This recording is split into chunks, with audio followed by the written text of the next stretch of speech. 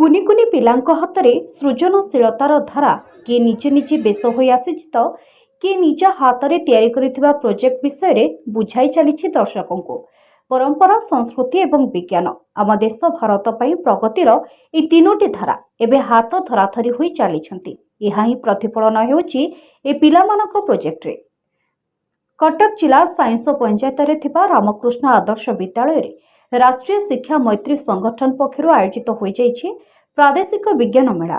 ଏହି ବିଜ୍ଞାନ ମେଳାରେ ଓଡ଼ିଶାର ବିଭିନ୍ନ ଜିଲ୍ଲାରୁ 150ରୁ ଉର୍ଦ୍ଧ୍ୱ ପ୍ରତିଯୋଗୀ ଯୋଗ ଦେଇଥିଲେ।